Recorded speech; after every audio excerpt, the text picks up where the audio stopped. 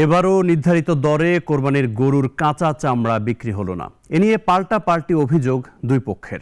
সিন্ডিকেটে দৌরাত্মের দাবি মৌসুমি ব্যবসায়ীদের। আড়তদাররা বলছেন মৌসুমি ব্যবসায়ীরা না বুঝে বেশি দামে কিনছেন চামড়া। জয়ন্ত কর্মকারের রিপোর্ট। কোরবানির পর থেকেই রাজধানী পোস্তার পাইকারি বাজারে ব্যস্ততা বেড়ে যায় খুচরা চামড়া বিক্রেতা ও আড়তদারদের। গতকালের মতো আজও সকাল থেকেই চলছে চামড়ার কেনাবেচা।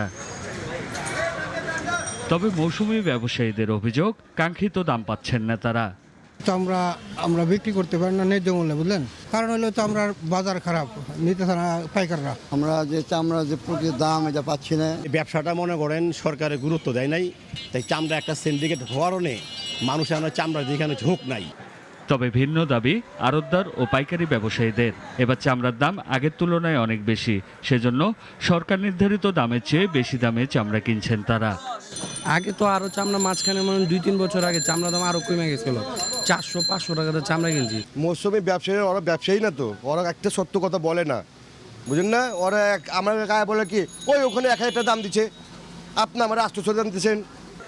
এবারও চামড়ার দাম নির্ধারণে সময় মতো লবণ দেওয়ার উপর গুরুত্ব দিচ্ছেন চামড়া সংশ্লিষ্টরা। জয়ন্ত কর্মকার, নাগরিক, ঢাকা।